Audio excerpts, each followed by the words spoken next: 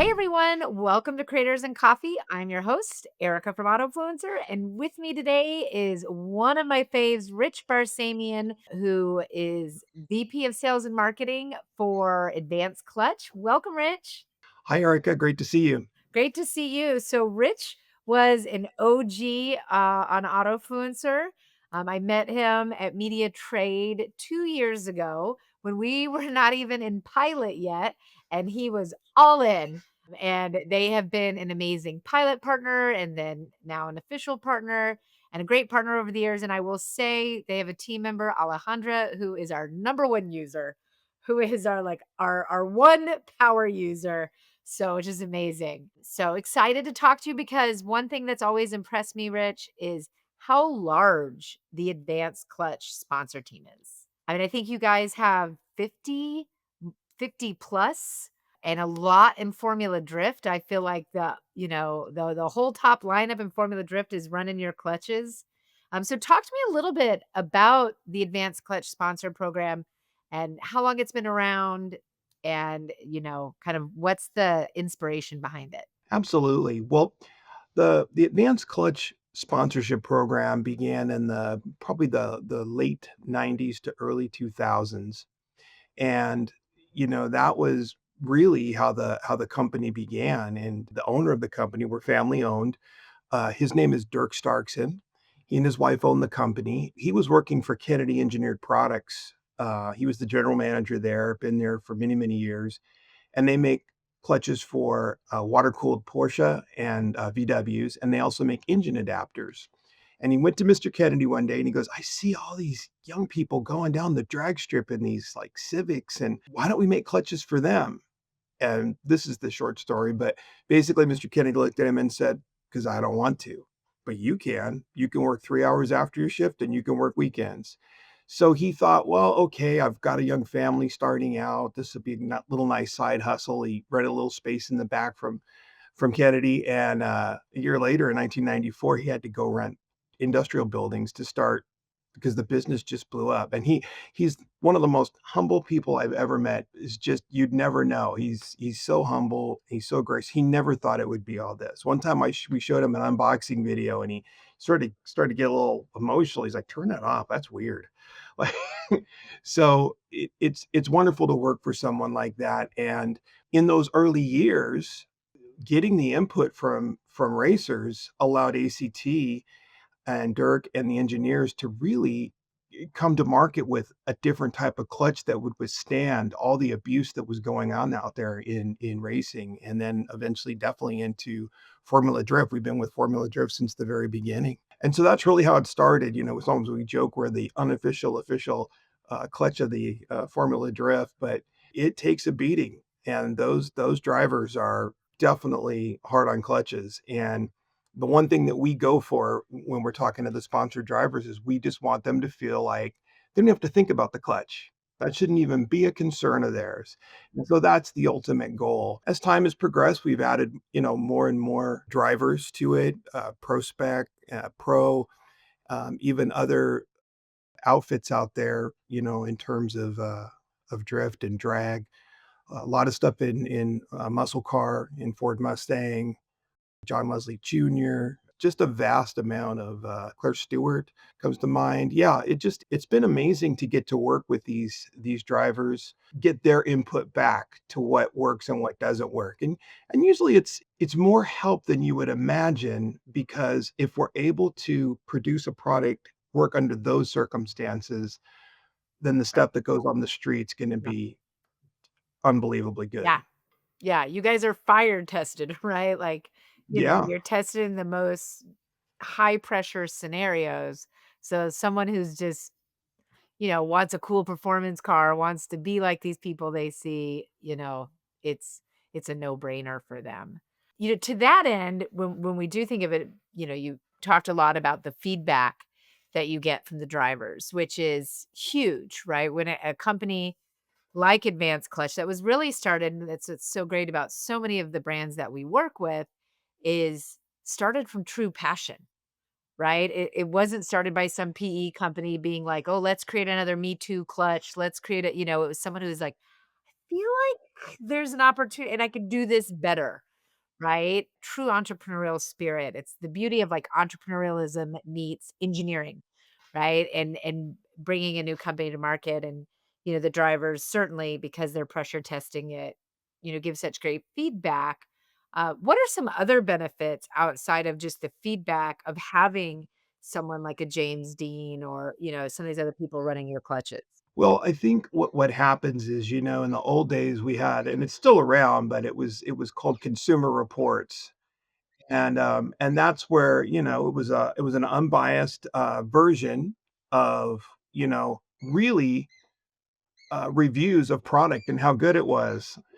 Looking at it, what happens with content creators, with the drivers is it adds a validity, or they know that it's a trusted brand, especially when it comes to content creators, because they're not going to support something that is bad product because Right. that will ruin their brand overnight. Right. And so as an extension of that, that's really has become a huge and major source of marketing for us as a brand, and it's just incredible the brand ambassadors we do have, and not just here, all over the world. And when you say content creators or brand ambassadors is part of your program, are there expectations around kind of social content creation or does it vary by driver or by, how do you guys kind of think of that side of it? We try to look at the whole picture, Yeah, and we take into consideration if it's a content creator, what types of builds are they doing. We look at it from a standpoint of what are they doing, what are the builds that they're making. And then when it comes to doing, content, one of the biggest things is making sure that once a clunch goes in, you're not going to see it again, right. right? Mhm. And so we will make requirements for the content that's created depending on who the driver is, what they're driving, if they're driving in any types of competitions or demo cars, that kind of a thing. And then a lot of times it's really based on how that clutch responds, having them describe it, having them describe how it goes in. It's certainly too, you guys have generated a broad program. So from that in your ambassador program, just if there are any drivers listening that maybe want to be an ambassador of advanced clutch, how does the selection process work? Do you guys have like an open application? Is it something that's more fluid? How do you usually do that process of selecting new drivers? So what we do is we have an online, application that they can fill out, and they can just go on our website, and the link is right there. And then what happens is our team then goes through and starts making decisions. They start looking at it around September, and we try to get everything locked down either right before SEMA or right after SEMA for what we're going to do in the next year as we're looking at the budget and all that. And that's sort of our process, and it's the criteria just sort of really varies. We're not even always looking for how many people that are viewing them. It's what's their story? Are they a good storyteller? What is drawing them in? Are they what makes them unique? Now, this is one that everybody wants to know. Is it a product partnership or is it paid or does it sometimes depend? It really is either a partial, sponsorship or a product sponsorship, and that really depends on kind of where you place. Let's say just on the product sponsorship side, so giving, product, do you have a minimum following someone has to have, or can they be a smaller creator that maybe they have less than 5,000 followers, but, they're doing the work, they're posting, they're out there, they're racing? Yeah, absolutely. It's not based on that type of criteria. It really is more what you just said. If they're doing the work, they're absolutely gonna get top consideration from us. Yeah, that's great. And for you all, when you're measuring the partnership, right? Now I know you use Autofluencer to measure the partnership. Shameless plug, one cool thing for any driver, it is free to you to claim your profile and to see the same exact data that Advanced Clutch is seeing about you, right? So, whereas historically, if you did have a measurement tool, the driver can't see it unless you share it with them, what you're seeing. How does that impact kinda your decisions of being able to kind of see performance from a social standpoint, something that kinda previously you didn't have full visibility into. It actually really identified who was doing the work, and that really helped tremendously in that area because it is such a vast amount of a canvas to cover. There are so many followers, there are so many different creators, and there's so many posts, right? So to have this spot where you can actually look at that information and just go through it, one of the things they say that I've always loved is you can't manage effectively what you don't measure accurately. But I add to that and I say, and don't measure what you're not going to use, right? Like if someone on the team goes, well, we ought to be measuring the blah, blah, blah. I'll look at them and go, okay, why? Right. Tell me why. Give me a good reason why.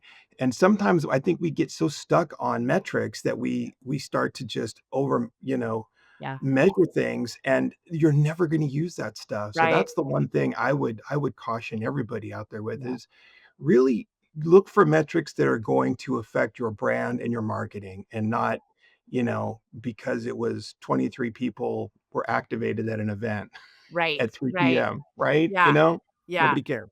And I think to that end, right, it's is there a story to be told over time? I think I've seen with some creators, they'll get caught up in like, "Oh, this one post went viral," but, you know, is there a story over time? Like, is it consistent? For you all, how do you feel about, because this is sometimes a debate, what I call a sponsor brick, where a driver kinda tags all of his sponsors in the caption of the post, whether that's through at mentions or hashtags.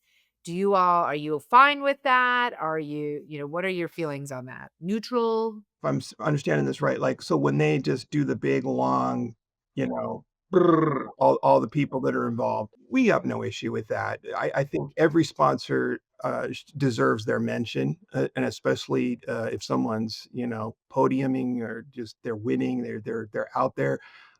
No issue with that, but I understand where there's sort of this new trend where the sponsored drivers and that wanna clean up the look of those posts. And so I see both sides of it, I guess, but we're not opposed to that. And then for you, I mean, I think one thing is, again, we have a lot of drivers that will watch this and even other brands, like what are things for you that you've seen work really well in partnerships?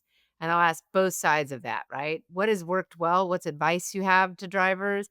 And then what are some cautionary don'ts that you would advise? I guess the biggest thing is to never overhype, the product. I think that it's really important that you're genuine and, when you come at it from that angle of, "Hey, here's why I'm doing this, and this is why it's great," that really can become a testimonial of the product. So I think what you need to do if you're looking to really advance in this area is to create partnerships that work well both ways. So it can't just benefit the manufacturer, it also needs to benefit the sponsored, uh, person or driver, and I think that is, a good deal is only a good deal if it's good for you and it's good for me, right? So it Right. can't be a one-way street 'cause, at some point, someone's gonna have some trouble with their business model. One of the things that some companies get into is they just start to try to basically just sign everybody. And I think you wanna take it easy on that too because you want quality over quantity. Yeah, we have a lot of folks on our roster, but man, there's not one of them that they're just it's quality, Right. you know? Right. So I think that those are some of the biggest things is just make sure that you're not just going out there just to, sign so and so and have it be relatable to your audience and to your brand.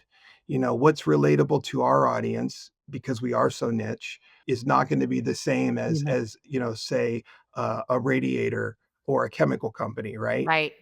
Yeah. That's gonna be a lot different and Yeah. what they're gonna be able to provide in terms of sponsorship and what they're looking for. And I think those are some really good tips on insights, and one thing I would tell anybody, if they haven't done it, is read the book by Alex Stryler. I've worked with Alex over the years, I've had him speak at events, and he's written an incredible book on sponsorship and really giving you the insights. He spent many years at Lucas Oil. That guy knows his stuff, and he's genuine, he's down to earth. It's a great, easy read if you haven't done it. It is. I love Alex. We've had him on Critters and Coffee a few times. He's a great guy, right? Just very generous, very giving. So, and he gives you all his knowledge in that book. So read it. Well, Rich, this has been great. So thank you so much. I appreciate it. I appreciate your advice to the drivers, to the brands out there, and your partnership. So thank you. And you have a great rest of your week. Thank you, Erica. You as well. Bye. Bye.